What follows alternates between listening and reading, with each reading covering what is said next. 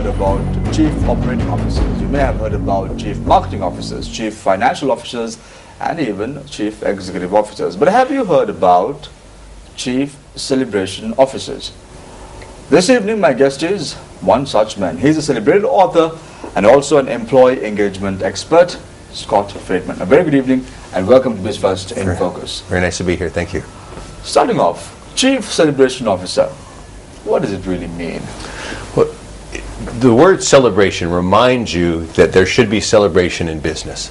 So just the fact that you have the title Chief Celebration Officer reminds you to acknowledge the people that you work with, to celebrate your successes, and to bring closure to any project that you're working on in such a way that you make sure that you're having a good time before moving on to the next project. Scott, when you really look at the evolution of human resource management, human resource practices, you see there are, in certain stages, you have different notions coming into play. Now you talk about Chief Celebration Officer. How easy is it to instill something like this in a business environment? It needs to start from the top up. Start with the top and then it'll trickle its way down. There needs to be trust in any organization. But employee engagement is so important today. So we all need to think in terms of how can we better connect with our employees? How can we truly engage them? $300 billion a year in America alone is lost due to disengaged employees. So it's not an easy thing to do, but if we focus on it and we create a culture of celebration where we engage our employees, then we can win the war. When you talk about the war, I still recollect in 2009 Sri Lanka defeated terrorism. And how important is it for a country like Sri Lanka to capitalize on employees, to capitalize on their strengths and move forward, forge ahead? Very important. And the key that you said is where the focus is. And that's what celebration is all about, is what you're focusing on. So it's not focusing on the past, although we learn so much from the past, but it's acknowledging that we're moving forward, and how can we truly bring the skills that we need into this region and really bring the best in talent here. We have close to around 1.2 million state sector employees. If we start making each one of them celebration officers, can we really achieve our growth, achieve our target, achieve what we want to do in the next few years or so? Is it practical to implement something like that in the workplace? You think if people are having too much fun, they're not getting the job done? There you go. Yeah, the way that we define celebration is acknowledging all that is good. So it's acknowledging the people that you work, it's acknowledging the work that you do, the people that you work with, the people that you work for.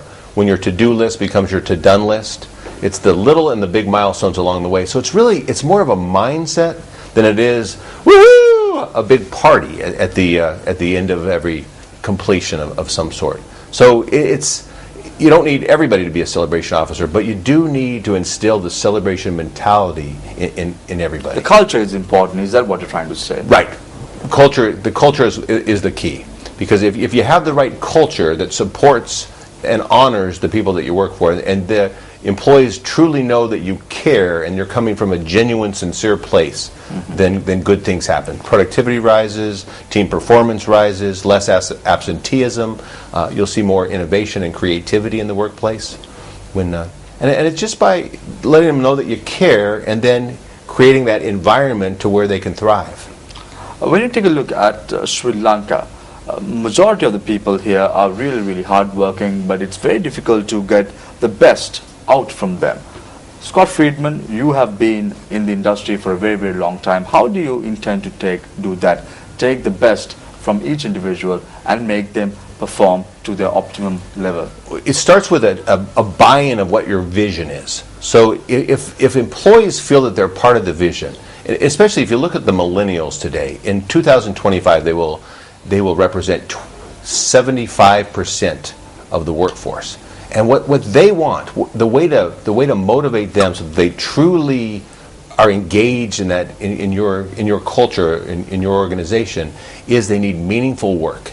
They want to feel that they're making a contribution not only to your company but to to society as a whole. So the way to get the best out of them is first let them know that you care, and be totally transparent. Communicate what the vision and the values are. But not only communicate that vision and values, but involve them in the creation so that they feel like they have ownership in that. And then make it fun. You know, make it create rituals, or just create an environment to where you do celebrate, where you do different things to remind them that it's okay to have a good time while you're working. They're part of the mission of the organization, and they're needed to move forward. Is that what you're trying to say? Yeah, that's the first step. Is that right? That they totally feel that they represent whatever brand you are. That they are a part of that brand. They are just an extension of that brand, so that they hold their heads high and that they go out and represent you in that way. What are the tools that could be used by business organizations, business enterprises, to capitalize on this? So it starts with the mindset, just that you're there to honor, you're there to really take care of one another. And then it's just the little things. For instance, the difference between the word deadline and finish line. I mean, I don't want to be a part of any objective with the word dead in it. We finish right on time on Tuesday, but in the process, 2 guys are dead. So if you change the word deadline to finish line, I mean, as you approach the completion of a project, instead of, oh my gosh, we're facing a deadline, it's like, we're getting close to the finish line. HR's jumping up and down, marketing's going wild, the CFO just cracked a smile. You know it's going to be a good day. So just a simple mind shift. If you could just change the word deadline to finish line, just one example in your language can make a big difference. Your latest book, Celebrate Lessons Learned from the World's Most Admired Organizations. You speak about developing a personal GPS. What is GPS? I'm sure it's not the global positioning system, obviously, but what is GPS? Well, it does provide great direction to where you're going. So in a sense, it could be a global positioning system. Well, in our research, we found that in order for a celebration to be effective in any organization, 4 things have to happen. There has to be inclusivity. Everybody wants to feel part of the gang. That's the first and most important, is just that it's inclusive. Then gratitude, that the employees feel cared for, that there's a sincere appreciation for them. That's the gratitude, so that we can let go of any of the negative emotions and just come from a place of appreciation. That the P stands for play, and play is living in the present moment. What happens is we let anger about the past, or some kind of resentment we have to what's happened in the past, stop us from living in the present. So we can get excited about the future, but how can we live in that moment and truly appreciate where we're headed right now? Present is a gift, that's why they call it the present. And then the S is surprise. The reason celebration fails in most organizations is because it becomes institutionalized. This is the way we've celebrated birthdays here for 25 years, and we're going to continue to do it. There needs to be that element of surprise, the element of the unexpected. How do we honor, how do we spot recognition? How can we be specific in the moment, not waiting 6 months for the annual review or the annual awards dinner, but catch people doing something right and get creative about honoring people based on what's highest on their joy list. Learn a little about them. Instead of bringing them some cookies that they say thank you, which would be very appropriate if they like cookies, number one. But what's their favorite kind of cookies? I mean, oh wow, how did you know that I like the peanut butter cookies with those green M&Ms? How'd you know that? So it's just doing a little bit of detective work, giving them what they really want in their life, involving their families, and then that surprise, that element on the unexpected really makes... It's a rat race. Can organizations do it? Go and speak to their families, ask what they like. Is it really practical to do all that? The company that we write about in the book that wins the prize for surprise is a hotel in Singapore, the Royal Plaza on Scots, and they have a little box that when you register for the hotel, it says, "What can we do for you?" And people write crazy things in, customers do, and then they surprise their employees as well. So they gave me, like 50, 70 examples of they're doing this all the time. And I said to the director of branding and marketing, I go, this is crazy. How do you get any work done? I mean, how can you fulfill all these surprises? And she says, it's amazing. And here's the key, is when your focus is when you're looking, when you're living in that space, that you have that celebration mentality, she says, we sit in a meeting, and in a 15-minute meeting, we can come up with just ideas. We can just put them together because we're thinking that way. So it's once we come from that place that we truly want to honor people, and once we get in the habit of just asking more questions, not being so self-absorbed, paying attention to who people really are, then it really doesn't take that much time. It seems like it does because we're just not in the habit of doing it.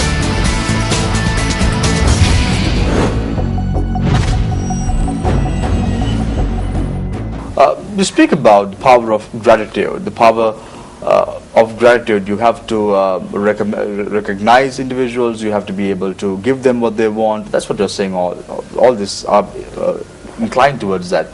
Why is it so important for organizations to have this, even for individuals who are working? Well, because the gratitude is what develops the trust. When people truly know that you care about them, they'll move mountains to get the job done. They will be engaged in their work. They will work so hard for you if they know that you care about them and that you appreciate what it is that they do. And that's why gratitude, and the other reason personally why gratitude is so important, is because we all suffer, it seems, no matter where we are in the world, from the more syndrome. That no matter what we have in our life, we want more. So what happens is we forget to count our blessings. Let's just say for a minute that everything in your life was taken away from you. Your health, your family, your job, and then given back to you. Would you have something to be grateful for? All of a sudden you start counting your blessings. And if you come from that place and then you let others know how important they are, then the focus isn't on always having to achieve more. Sure, you want to achieve more, and that's important, but the focus is on people.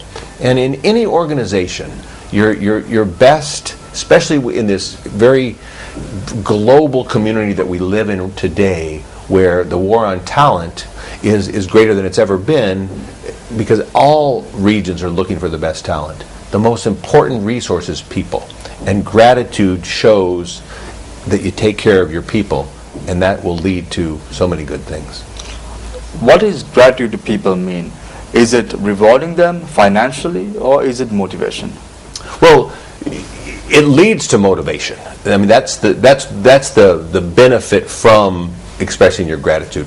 In some cases it's money, but it seems over the years, especially with the millennials, money is down on the list now. Sure, they have to be paid well because they have vices. We all need money to live, obviously. But it's more, am I making a contribution? Am I doing meaningful work? So the gratitude, that part of gratitude is being aware of what makes up that person, what motivates intrinsically that individual, and then customizing as much as you possibly can, their tasks based on what they're good at and what they love to do. Now, Scott, you are a professional. You've been doing this for many years.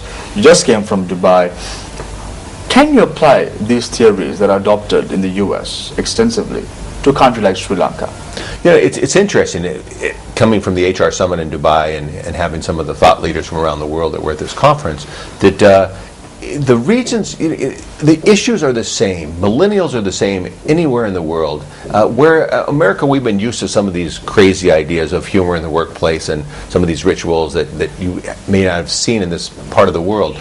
But the philosophy about taking care of your people, the workforce of today, they want to be involved. They want more gamification. It's more of a blended learning. So it's part of it's face to face, but then they want to go online. They want to be rewarded. They want their badges through gamification. And today there's with analytics, big data, it allows us to know exactly what they want through the collection of that data. Social media, does it play a big role? I mean, social media helps us promote our internal and our external brand. So as far as how that plays into HR, if we can use social media to talk about the good things that we're doing in a sincere way, then that will promote our brand externally, And then, of course, internally as well. If you give people a chance to express their authentic selves through social media, it brings the organization closer together as well. But many HR professionals, many organizations do not have social media access to their employees. Do you think in any way this helps them not to perform to their true potential? I think if you don't have it, I mean, I like to say if you haven't made a commitment to that technology, you've made a commitment to retire. So at some point, I think you do need that. But until you get that, then the face-to-face, the person-to-person connection is will suffice.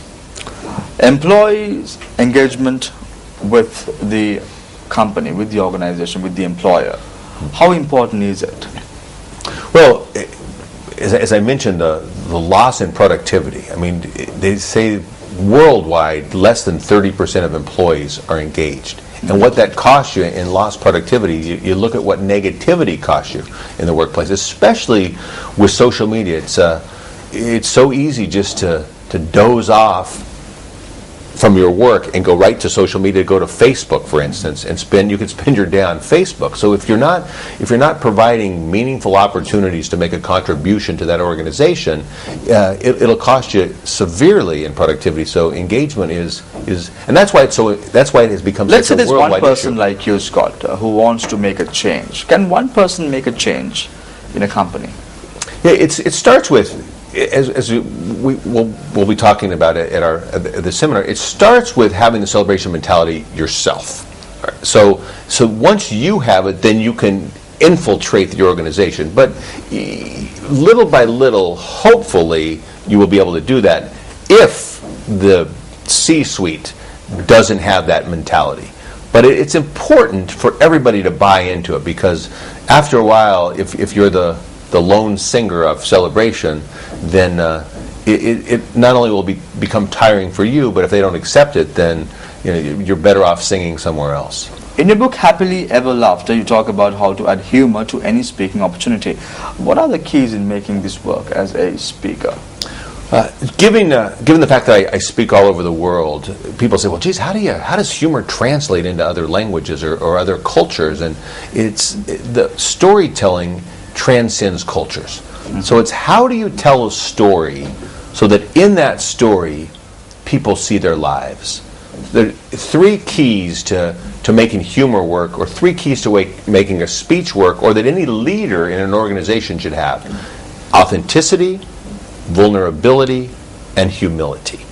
So if you can show that you learn the lessons through your own mistakes, if you're willing to be authentic, if you're willing to open up and share your life in such a way that people can see what you've been through, what wasn't always so rosy, that's ripe for humor. And then learn a little about storytelling.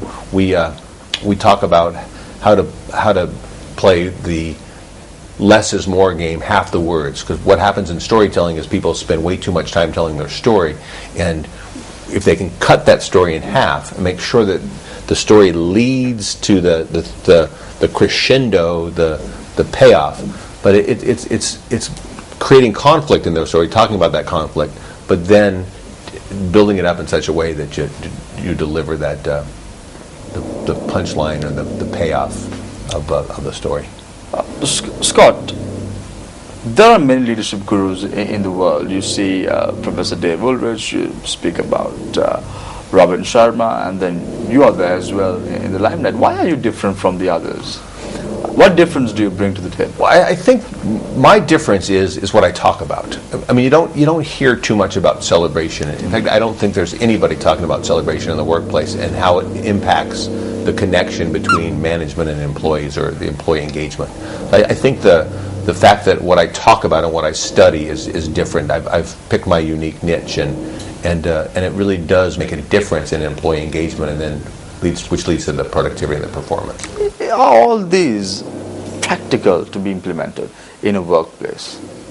Can we do it? Sometimes it seems daunting, because it's like, okay, well, I mean, we're busy. I mean, we're trying to do a lot more with less. I mean, how do we have time for this? But again, it starts with. I was interviewing the country manager of Federal Express in Malaysia, and he was talking about how they create these audacious goals, and then he tasks them. He says, okay, these are the goals. They create them as a team, and then he says, go out and create these. Go out and accomplish them. And I said, well, how do you take fear out of that if they don't accomplish it? He says, because we make it fun. We make it like a pep rally. We cheer each other on.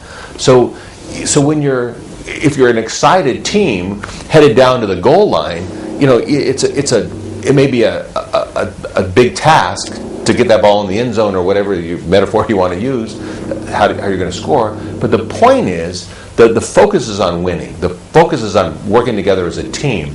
The focus is on celebrating along the way, but making it fun, not making it so hard and difficult.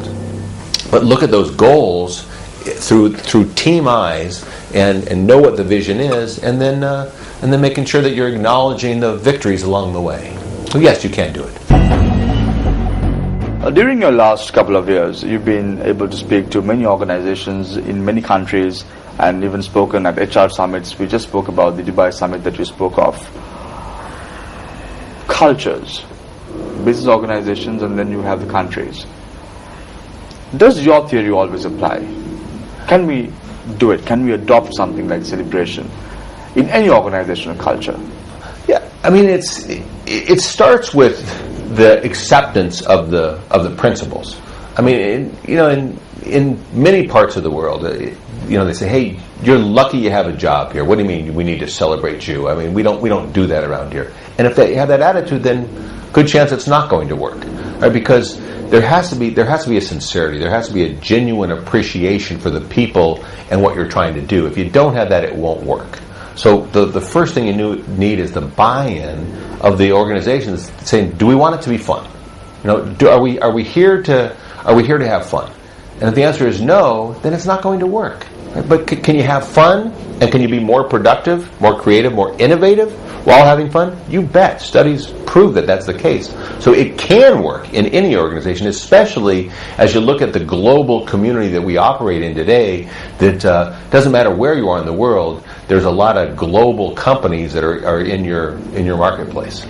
Tell me a little bit of examples of your experiences in organizations when you were trying to instill celebration. Have you had good experiences, bad experiences? How difficult is it to instill something like this? Well, when we do our full day programs, then we'll do some follow up to find out. And what we do is we call it turning on your GPS. So first we plan an anchor, and the anchor is this is the universal sign for play. So everybody in the organization kind of gets that no matter what stress you're going through, that you can turn it around. You can turn on your gratitude, play, and surprise. All right. So the goal is to change the mentality of your employees to turn on the old, throw a little motion body into it, turn on the old GPS. So then we go back and we talk about, okay, how do we redesign some of your celebrations? Mm-hmm. We were working with Canon in Singapore, and they were having about 50% attendance at their annual dinner. Mm-hmm. One change, they put in Canon's Got Talent. So a little talent show at their annual dinner, where people came up with their own skits and their own had a chance to come together and share on that level, and it went from 50% attendance to 100% attendance, and it created much more engagement because you allowed people to express who they are. So it does work, and sometimes just the littlest things, just the word deadline to finish line, some of these surprises. If you just don't come from a place of self-absorption where it's always about me, and think about, okay, let me ask a little bit more questions about this guy that I've been working with for 20 years, find out what he really likes, and then just, when he does something nice, I'm going to surprise him. I have a friend of mine that knows that I love cinnamon candy, so she hides atomic fireballs when she's with me. She'll find a way to, if she's over at the house, mm-hmm. she'll hide it somewhere in the house. I might find it 3 weeks later, but it's just coming from the P in GPS, just coming from a playful place, and that surprise adds a lot to it as well. In order for an individual to get more out of life, what are the top 3 things he or she should keep in mind? To get more out of life, boy, that's a big question. To get more out of life, I think to go back to those 3 principles. I mean, to honor who you are, mm-hmm. to honor your authenticity, to be real, to give yourself permission to accept who you are and what uniqueness you bring to this world is important. And to be humble. Because humility will invite others to want to be around you, which will provide many wonderful opportunities for you to meet great people and do good things in the world.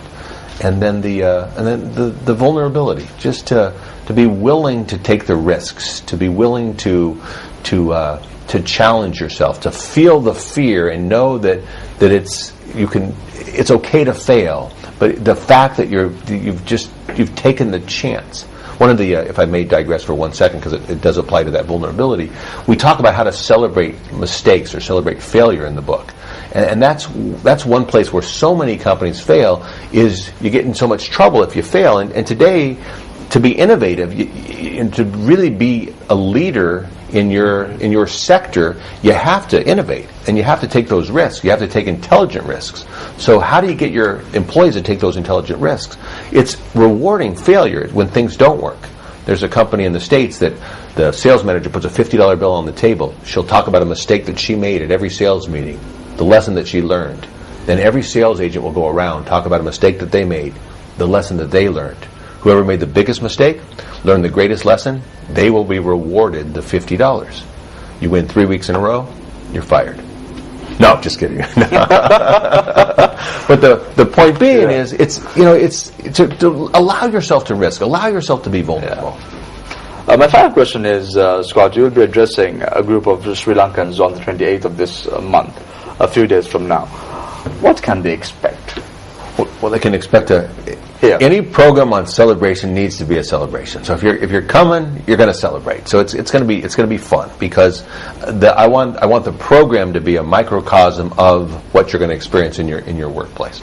So they're going to learn what I do in my programs, and we do a lot of research around the world with what companies are doing. I want to apply what is most relevant to the area that I'm speaking in. So I'm going to, a lot of these ideas you're going to say, that could work here. Some ideas you may say, that will never work here. But you may be able to adapt it. So you're going to be able to walk out of that seminar with ideas to say, you know what, I'm going to try this, I'm going to try this, I'm going to try this. And the first thing I'm going to do is I'm going to change the word deadline to finish line. Thank you very much, Scott, for joining us right on this First in Focus. Pleasure to have you on board. Thank you. It was great to be here.